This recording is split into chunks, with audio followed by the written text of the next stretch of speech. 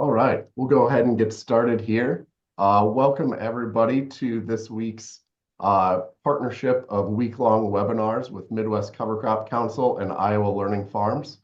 So we have a webinar every day this week over noon on a cover crop related topic. So hopefully you've tuned into this week's prior webinars and we'll catch tomorrow's last one Friday at noon. I'm Ethan Teese, the Conservation Field Specialist with Iowa State University and the Midwest Cover Crop Council. So I'll be moderating the webinar. And today's topic is equipment considerations for cover crops with Charles Ellis, Field Specialist in Agricultural Engineering with the University of Missouri Extension. And any questions you have can be entered into the chat and we'll address those at the end. So take it away, Charlie. Thank you, Ethan.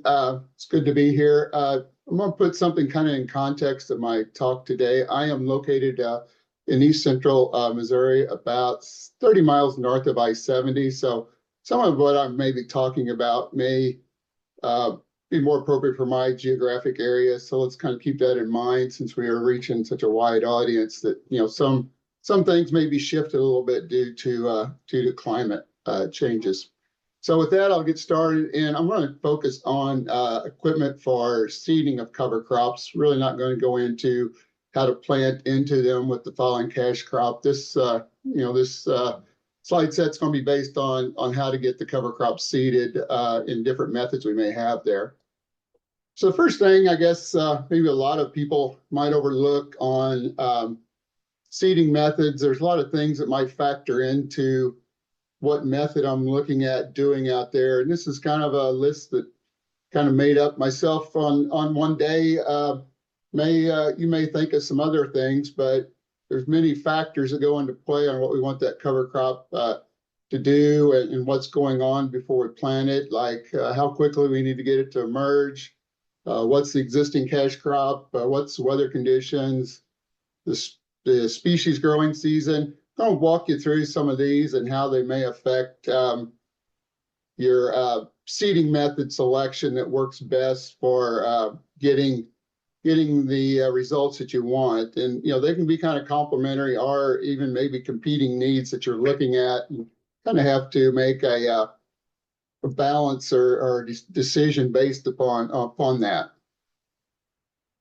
So when we look at putting cover crops in, I put this, graph up. I use this talk in Indiana. So this is Indiana crop progress from like 2023. And when we look at cover crop seeding windows or timing, that red line I put there about mid-September, a lot of times you'll see is kind of a threshold of when we need to get some crops seeded. And when we look at corn and soybean harvest there, kind of in the central, Midwest, I-70 North area.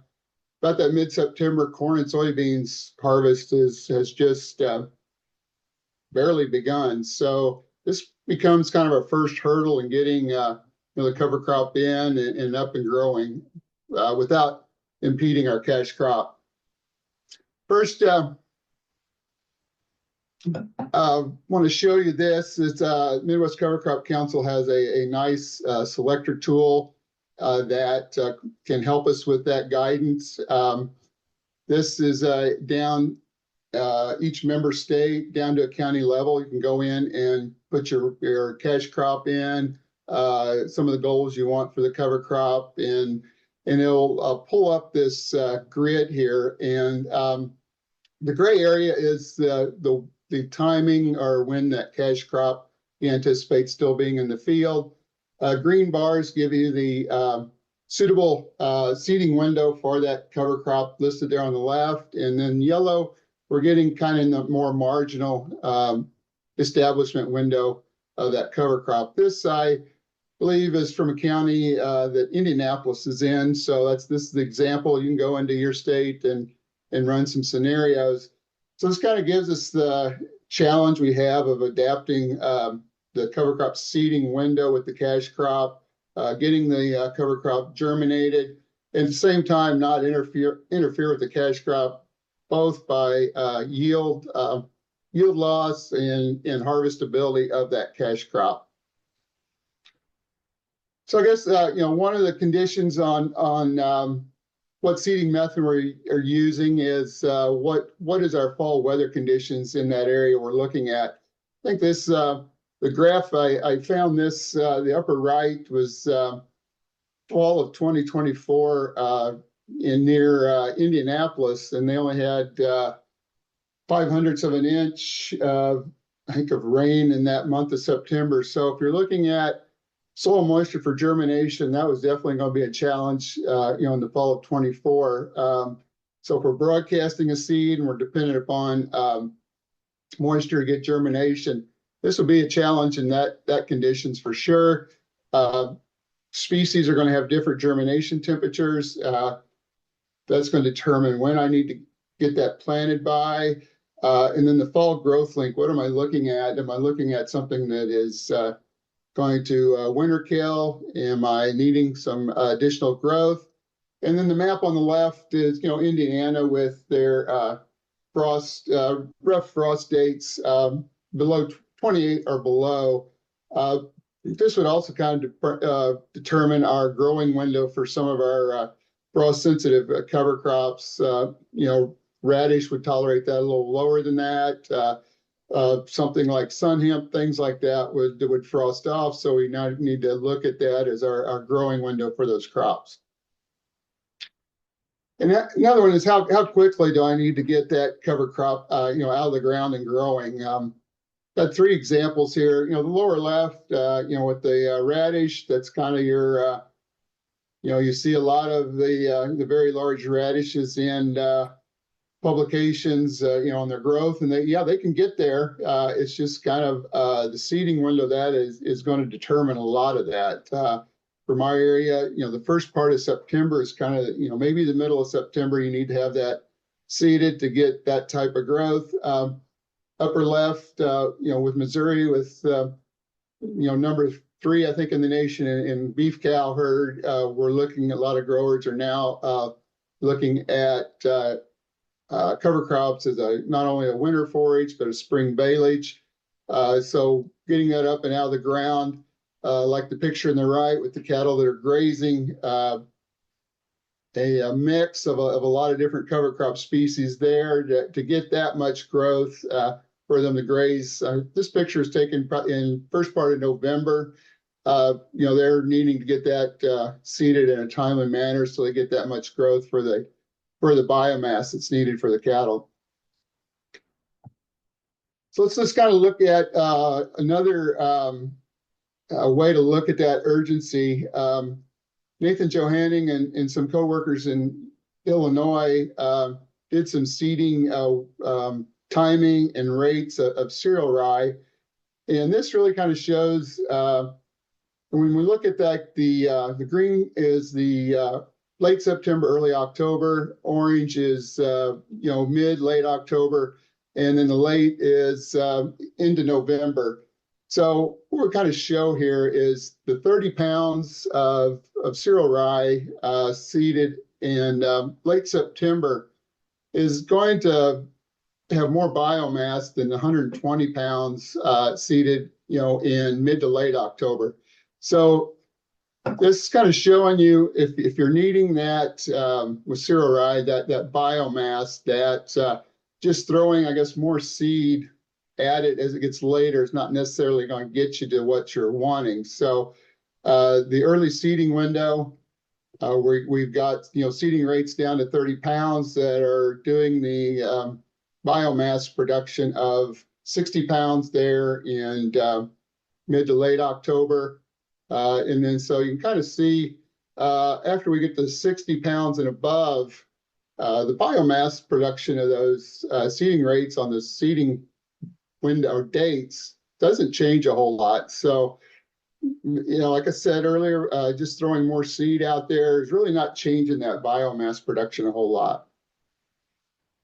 They also looked at some legumes, crimson clover, balanza clover. Take these the same dates that were seeded. The crimson, you can see kind of hangs in there in that mid to late October, and then you get into November, and essentially nothing there. And balanza, It kind of follows that same pattern of early, get you a lot more biomass the following spring is when these were measured.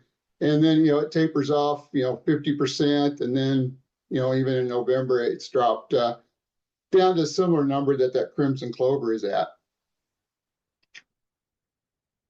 Near where my office is, we have a Natural Resource Conservation Service Plant Material Center in Ellsbury. This would be, like I wanted to point out geographically, this was in a, about 30, 40 miles, north of I-70, along the Mississippi River in east central Missouri. And so they did some studies similar to what, Nathan and his colleagues had there in the earlier slide. So I want to kind of point out a few species here. Oilseed radish, as I pointed out, that early September window, you get that growth. And then as we get into October, like here, we're starting to drop off. And then, November, we basically didn't really have enough growth there before winter killed to really get a whole lot of biomass. And then also on the front side with our climate in Missouri, August heat and lack of rainfall, we can also go that other way and not get as much biomass. Some of the grasses and cereals they looked at in the ryegrass, followed that same, curve. In August, the temperature was, too high. We get into September, we're getting that maximum production, and then drops off in October, and then really kind of collapses there in November. And all these grasses here, you see the November timeframe, we've really lost pretty much all our biomass production. Cereal rye on this in this study was looking at it doesn't quite follow as much a decline as the Illinois data was showing, but same time we're still seeing that. Winter oats the same way. Maybe between the September and October, there's not a whole lot of change there, but also point out that we can also in our climate is put that cover crop out too early in August, where we get maybe some drought and heat stress on some of these cereals. The crimson clover and the vetch and winter pea, these legumes, these crimson clover and the vetch in this study looked like it tolerated maybe the earlier seeding, and then did well there, September and, October. And then again, on the previous species and slides, we get to November and our biomass production is really limited. Species growing season is also going to determine, kind of seeding method, the radish there, for wanting to get that much growth with radish, they have to go in, in that late August, early September timeframe that we would have, and get the large tuber growth and ground cover. The cereals here in the lower left, again, the earlier frame as that data earlier showed would help. And then, the crimson clover there, get that established so we have some winter survivability. So the following spring we can get things up and growing. Seed size and rate's going to influence our seeding method. Kind of went to the two extremes here of turnips of 190,000 roughly seeds per pound at 2 to 5 pounds per acre, all the way down to a winter pea of 1,800, size of a large soybean, and a seeding rate of 40 to 70 pounds. So when you're looking at that, two things to look at. We're looking at aerial application.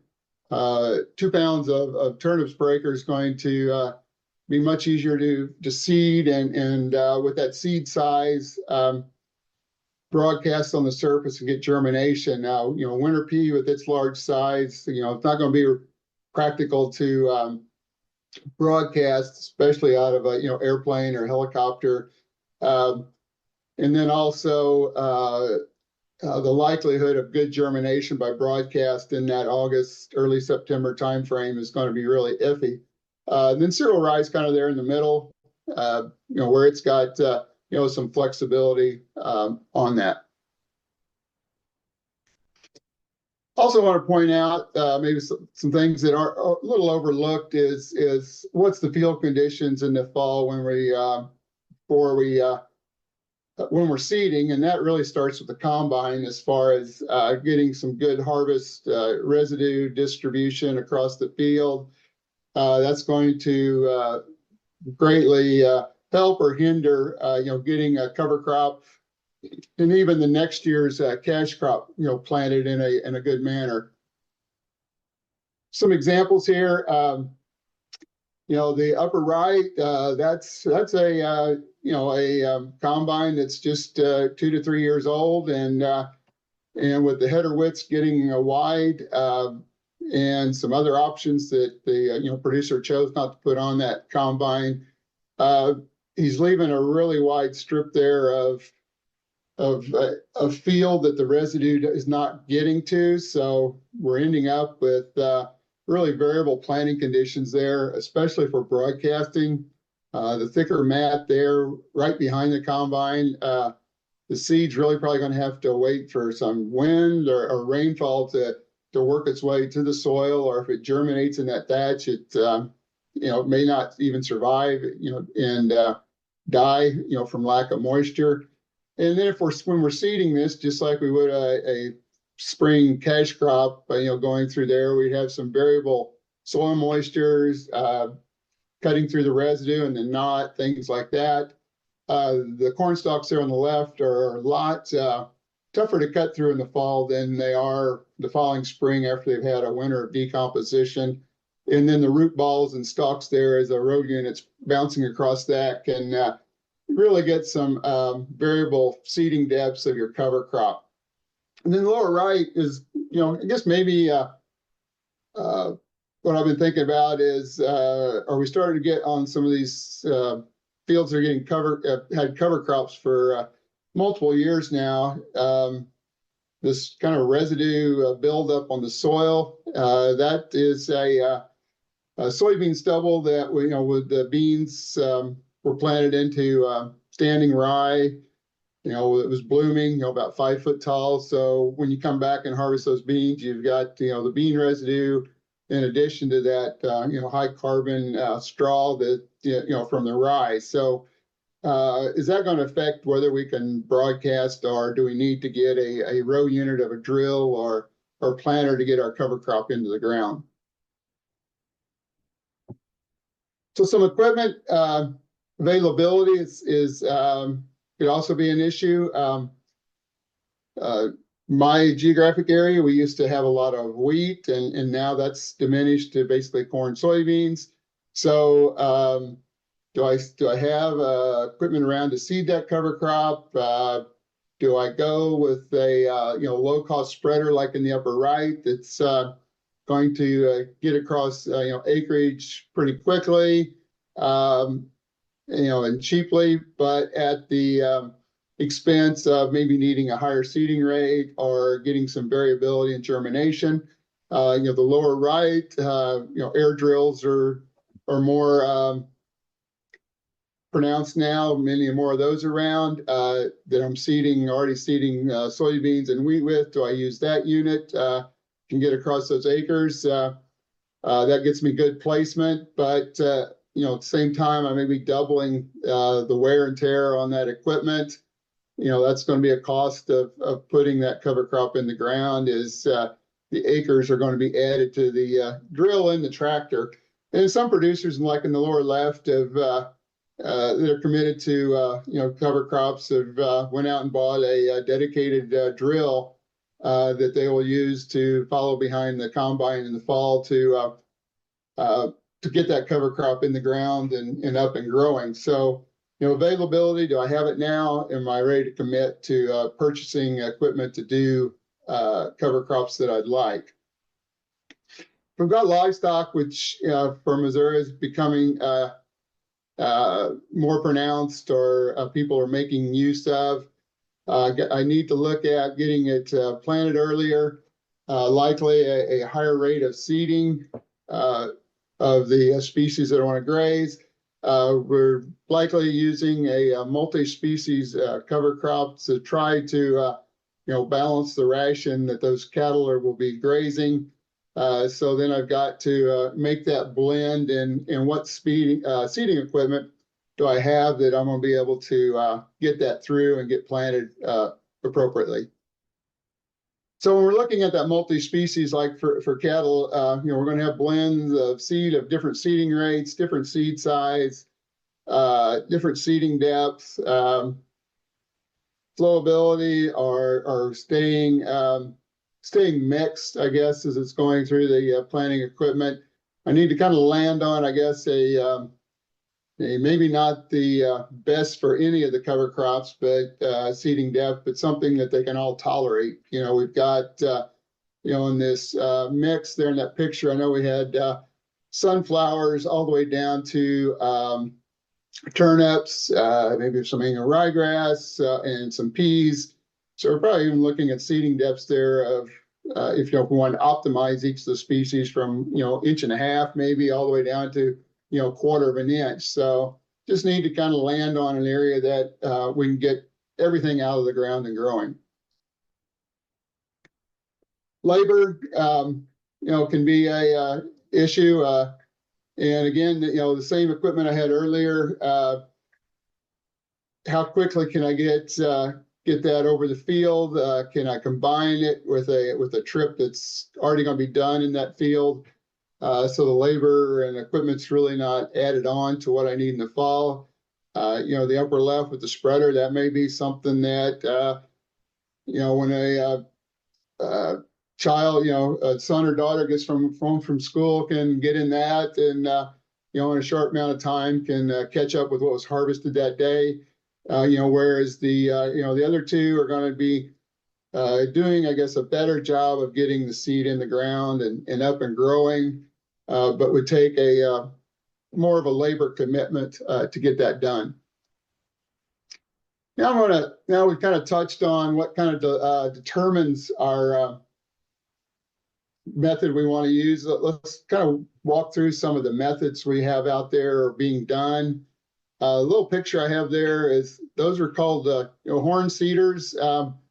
When I was growing up, I have 3 older brothers, so there were 4 of us, and my dad bought us all a horn seeder. And this time of the year, the 4 of us would be out there frost seeding clover and our wheat. And I guess we were ahead of the curve on that. So now, that could be an early method of seeding a cover crop. And, we were, I guess we had a light footprint. We could get over a lot of different soil conditions. So I guess that would be kind of the most rudimentary method of seeding it. But that's looking back on that, that's what we were doing. So I'm going to walk through some of these others over here and see where they might fit in your operation or what you want to accomplish. Earlier, I'm going to walk through these, kind of progress through the growing season, early interseeding. We've attempted this in our area a couple of times, and I'll share those results here in a second. This is kind of your targeting prior to crop canopy, done one of 2 ways. As the spreader, the John Deere spreader there on the left is top dressing the corn with some additional urea, nitrogen top dress. We've got seed mixed in. The lower picture is, I believe, Penn State's unit they have designed that can also, while additional fertilizer is being applied, they've got row units that can run between the rows and actually get the seed in the ground. Some things that herbicide sensitivity is going to be a big one here. Shade tolerance of the shade, and I would say for our area, drought tolerance, it's going to need to be a consideration of those cover crops you're selecting. The advantage of trying to get this done is getting it done this way, is labor savings. You're combining it with the trip, minimal crop damage. Getting that species up and growing, like I talked about earlier, for the growing window of the species may also be an advantage. So this was the first time, I worked with doing this back in 2016, and we attempted 6 different species here, and you look at the rates, and we really had them bumped up trying to help them out. And then you look at the herbicides we use, and it's pretty minimal. Glyphosate, atrazine, and we limited to that, and we did it in a conventional tilled field, and we got you see the soil moisture there, pretty some pretty good rains, and it came up, but by the time we did the harvest, corn harvest, we had lost all of our seeding. So from my standpoint along I-70, I'm not seeing this be successful. Maybe it may be a more of a northern climate might work better, but we also attempted this in another way of using clay-coated annual ryegrass in radish with the urea, and that did a really nice spread pattern with the seed and urea both, and spread well. And we got some germination there of, see the radish there in the soil crack, and then some annual ryegrass that came up. But again, the cover crop did not survive for that. So, like I said earlier, from my standpoint, for my area here, I'm not seeing a whole lot of any success, with this method. New Leader, which has a lot of their spreader boxes are on a lot of products like John Deere and Case spreaders. They do have a good database here, for spreading of cover crops. This is available online. They can spread cereal rye in that 70 to 80 foot swath width. Crimson clover being that smaller seed in that 35 to 45 area. Annual ryegrass, with the shape and form that seed is in, is going to be not as wide, that 40 to 45 foot spread width. And then the coated annual ryegrass, which is what we used on that previous demonstration, can get to that 80 to 90 foot spread width with that coating on it. And radish and wheat are also in that 70, 80. So they've got a pretty nice publication here of how to set that up, with the equipment, with your New Leader equipment that you might have. We move on later in the growing season. We call it late interseeding. This could be by ground or aerial. And some of the timings that for our area we've kind of landed on is, when sunlight is about 50% getting to the soil surface with corn, or if the leaves are dried up to the ear, might be the timing of doing that. Soybeans, when they're beginning to yellow, we want to get that seed to the soil and let the leaf drop happen after we seed, so we have a mulch on top of the seed, and not seed trying to get through all that leaf mulch to get to the soil to germinate. So some spreading distribution going through that crop canopy can be a hindrance. Can be a fast, it would be a fast, way of getting the seed out there. Effectiveness in corn and soybeans, from my standpoint, I see it work more consistently, I guess, going into standing corn than in soybeans. The corn right there on the right, radish, and I believe it's oats. Those are two cover crop species that we want to get out there in a timely manner, that earlier window. To get some good growth. And then the lower left of crimson clover, it's a good example of another species you want to get established and growing, as that data showed earlier. Get a lot more biomass by getting that out there and growing earlier. We can two methods, I guess, as far as ground rigs would be broadcast over the top, and we'd have some interception of seed by leaves and whirl, things like that. With this unit on the Heggie, we can put drops on that and just kind of blow it out underneath that crop canopy, and so we get a higher percentage of the seed, I guess, getting to the soil, and hopefully getting a better stand by by using that.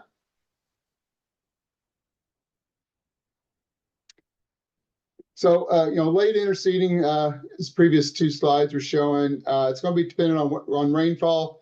My early slide of Indiana rainfall in September of 24, we likely wouldn't see, this in the picture, at harvest. So, put that out there with good intentions, but we probably wouldn't have seen that. So I provide that early window for seeding for some cover crops that are sensitive to the seeding window, need to put out there earlier. And seeding rate, we'll probably, we probably want to look at some lower seeding rate species to help as far as getting over acreage, and not having to refill as often. And this picture, this provides a opportunity for some fall grazing with, the corn stalks combined with radish and oats, kind of that ration balance we're talking about with just cover crops can, provide some, livestock feeding, in the fall. Into soybeans, people may have concerns on, the picture on the left is about the timing of seeding. Some may have concerns on wheel traffic going through the field. I did a little, math demonstration there of, 10-inch wide tires, 75 foot, roughly, 2% of the field driven over. So, 50 bushel soybeans, I guess, we could say in a worst case scenario might be a bushel per acre, lost by driving over, assuming you're always running on a soybean plant, which you won't be doing. But, with the new technology of guidance systems, a lot of times we can run through previous used row tracks or tire tracks. So we're really not running over any additional plants by using, post-spray guidance and things like that. Also, pick a cover crop that's not going to interfere with harvest. The two there that, may be popular with going into soybeans prior to the falling corn, crimson clover, its early growth is pretty minimal. So cutter bar will, slide over that, and not be taking any of that into the combine. In your ryegrass there on the left, it's growing a little bit slow. You might get, a few clippings of, in your ryegrass into the combine, but, be minimal. I mean, take that into account that you don't want to add any, especially some green material to go in the combine during harvest. Aerial seeding, similar to the ground rig as far as, pointers. Airport proximity could be a limitation with an airplane. Maybe a helicopter, where it'd be more local, be next to it, would be another alternative. Species selection on seeding rate, is going to be a determinant on cost per acre, of the airplane, amount of time it's taken to get that seeded as far as refill times, things like that. So really looking at a lot of times with an airplane, the lower seeding rate, brassicas, turnips, things like that. Drones are starting, as they have in crop spraying or fungicide applications, are working their way into, seeding cover crops. This one is probably getting a little dated. This is an early seeding with a drone. Some advantages of that are irregular shaped fields that plane or a helicopter would really not want to apply in with power lines or tree lines can reach. They might be able to respond to weather conditions that if we are looking at a wet period coming up suddenly in a day or two where we can get to the field and get that seeded.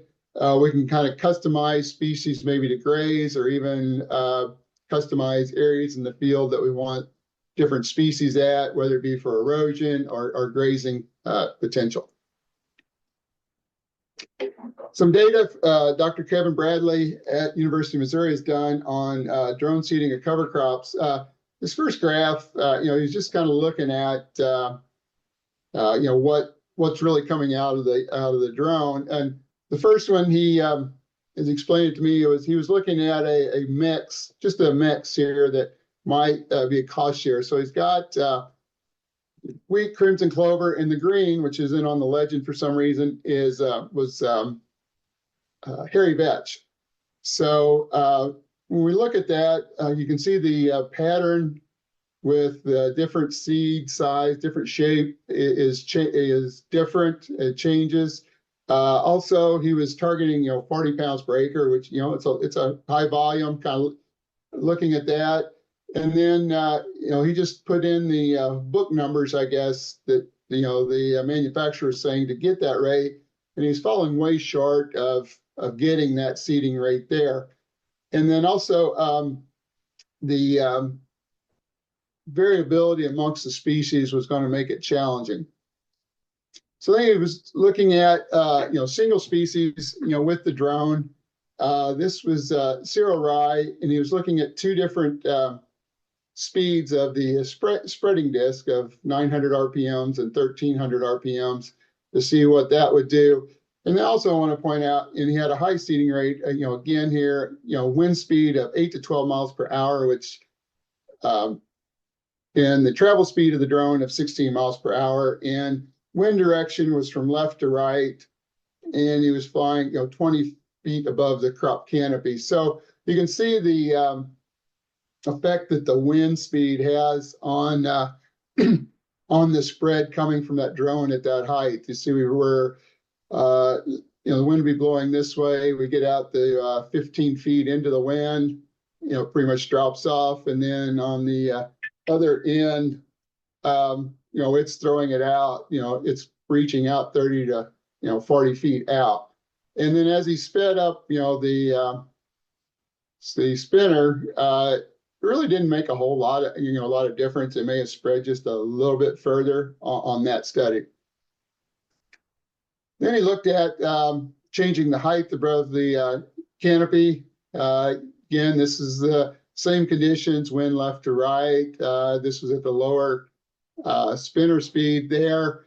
Again, into the wind, not getting much distribution out that way. Being higher up, is hanging up in the, taking longer for it to, reach the soil. It was getting, thrown out further, on that up, as the wind blew it further out there. So in those windy conditions, maybe, the lower, 20-foot height, was doing a bit better. Then on this, this would be crimson clover, different shaped seed, smaller, did some, the same things with this one. This one may even be more pronounced than the cereal rye. I mean, it just gets drifted out, out that way, as the wind is blowing that out. And when you look at the spinner speed, I'm not sure we can really say a whole lot of benefit by changing that. And then the height above the soil, again, the 30 feet, we were getting a lot of seed that was getting blown. If you want to call it blown off target or blown out of that swath, but it's still in the field. So, we're not really getting much. And this is wind speed at 7 to 10 miles per hour. So we're really not looking at anything that would be out of the ordinary in our area that time of the year as far as wind speed. So if we're getting a lot of effect from that. And then at our one of our research farms, they were looking at the outlet size coming out of the hopper related to spinner disc. And I'm not going to spend a whole lot of time on this. I mean, this is a publication that I'll have the address here, but just kind of showing that we really need to designate, devote some time to getting a good spread from these. This was a cereal rye, when the hopper outlet size at 30%, we got some pretty good stability depending on, spinner speed. These others, we're getting a lot of change there. And with the radish, something similar as outlet size of 50, 30, and 10%. As we change the spinner disc RPMs, we really start to affecting our seeding rate, with these cover crop species. Oats, this one, oats, we've really kind of walked through, three different seed types, I guess I'd say. The oats is going to be that more fluffy, lighter seed. We've got some, and maybe flowability is going to be on less on that. So we've got to open that hopper outlet higher on oats than we did some of that, like the radish, to get some consistency of flow coming out of that hopper. So kind of the take home message, from that, was, try to get in that 90-95% seed properties, density, application rate, and for calibration, only make, one change at a time, whether it be spreader speed or outlet coming out of the hopper. And, if you'd like this publication, this would be our Northern Missouri Research Center. And maybe Ethan, if you could put that possibly that website in chat or something, if someone wants to pull that out, feel free to download that publication. So seeding and harvest, is another becoming more prevalent, especially with Montag. They've developed the unit there on the left that goes on the combine. Some earlier adopters may have the seeding box on the head itself, the corn head or the bean head, and so when you changed from corn to soybeans, that had to be changed also, or you have two of them, and they also had added additional weight to the feeder house, picking the head up, maybe block some visibility. And kind of the idea of this is to save labor and time by, blowing the seed out underneath the head, prior to the combine spreading chaff, over that seed. So it kind of, does, beneficial a couple ways, getting the seed seeded, and then also getting that mulch, over the seed and probably get better germination that way.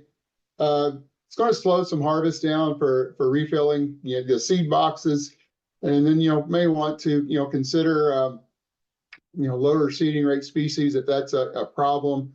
And then you also have to kind of coordinate, filling of the seeding with unloading of the combine. Just broadcast after harvest can be fast, higher seeding rate, with, increased seed cost, delayed germination, due to dry weather, like I was showing the graphic, Indiana or heavy residue like you may have here. Some ways to save on labor or and also equipment is adding to fertilizer. You just may have some variability in the spread pattern. Could possibly have some seed damage. Kind of a bullet point with just this type of method of seeding. The cereals. Generally going to work better, with this method. Maybe you can incorporate this into a tillage pass, adding the air box, right there, and just getting that seed to the soil, not adding labor, adding a little bit of equipment to seed, the seed box to it. Might start, depending on where that is hooked to the tillage implement. Seeding depth can have some variability there. Drill, it's going to be more time consuming than some of the others. Devote, a person or tractor to it.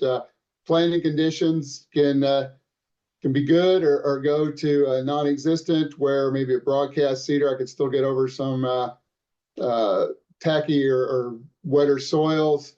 We can lower the seeding rate by getting that seed in the soil, faster emergence.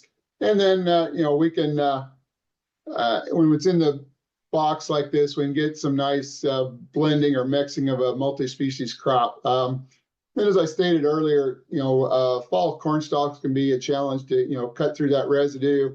The root ball and the stalks themselves are going to affect, seeding depth, as those row units go through that. And one of the last ones is kind of come on the forefront, being used more often, is using a row unit planter, a split row planter. This is kind of a novel idea, and listened to Allison's talk a couple of days ago on proximity of cereal rye. This kind of falls into that of we can adapt the planter to different seeding rates, different seed size, individual row unit drives with electric drive planters. We can get some better seed placement, faster germination, cost reduction of the seed, get creative here. Like, we've got cereal rye in two of these pictures. Then we have a, clover growing between that. The upper right is, a cereal with a winter kill brassica.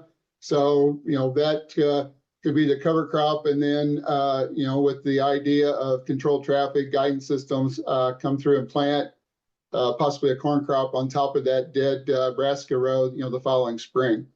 So, and then, or we could even choose to maybe in this left one, if we wanted to terminate the cereal rye early, terminate that with some herbicide products, and maybe leave the clover to grow longer. So it gives you kind of some, you got to have some pretty good technology to make this work, but it's out there, and it's on a lot of farms to be able to do. So I kind of tried, and with some colleagues' help, but tried to kind of condense that all into a table here of seeding methods, their costs, their placement, moisture, and integration. Hopefully this will be of use. We're still kind of Cover Crop Council in the process of getting this finalized, but kind of maybe a quick way to look at what I've went through here. I'm going to finish up here with just a couple of maybe related things. Herbicide effect on establishment. Dr. Kevin Bradley at University of Missouri has got a nice chart here on soybean herbicides in fall tree establishment. Anything in the green here is, he turned to be safe for these species of establishment that fall.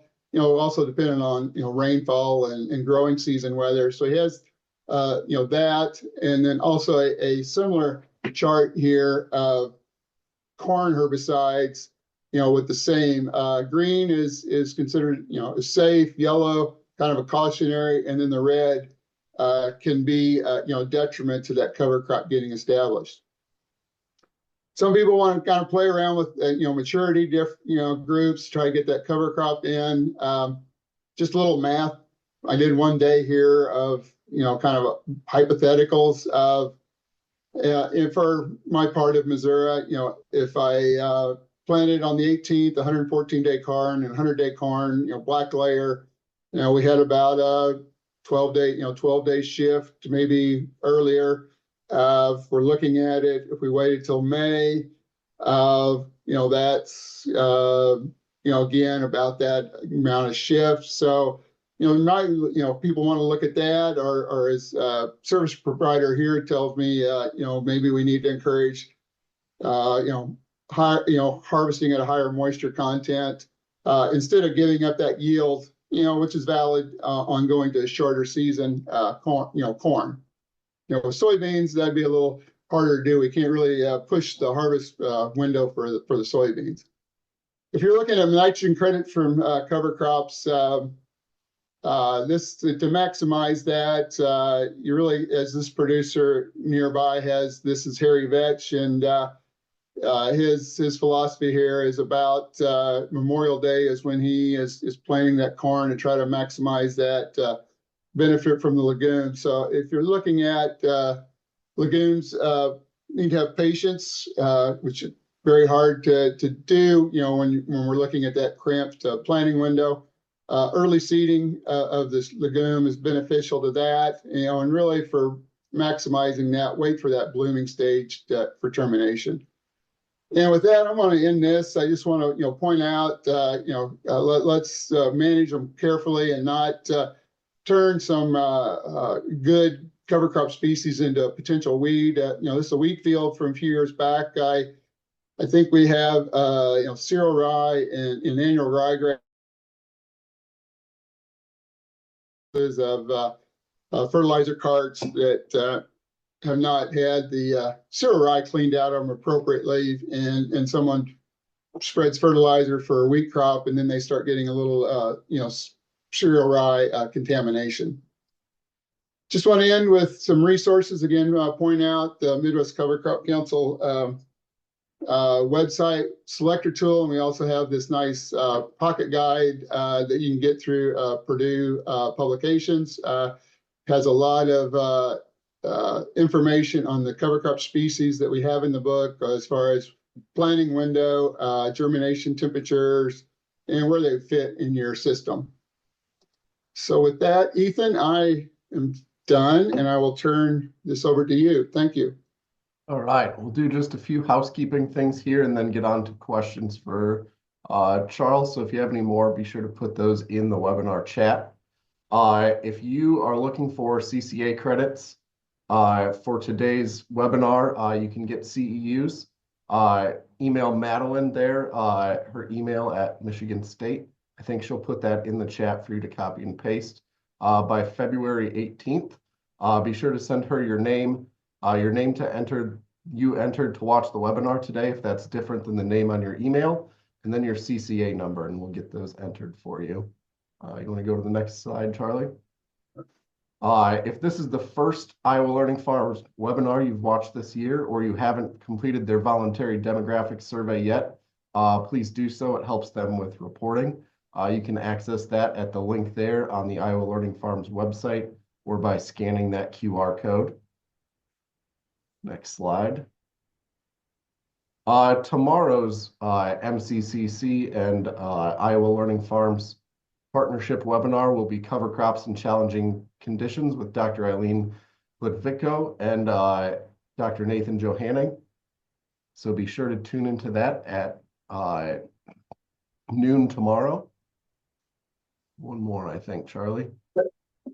Oh, all of the webinars from this week will be posted on Iowa Learning Farms website and YouTube channel, along with Midwest Cover Crops YouTube channel later on this week. And you can also find the archive of all of Iowa Learning Farms webinars on their website. One more, I believe. Yeah. And then coming up next year, 2026, February 10th and 11th, will be Midwest Cover Crop Council's annual meeting, and it's the 20th anniversary meeting. So be sure to attend in Dubuque, Iowa. There will be CCA CEUs available.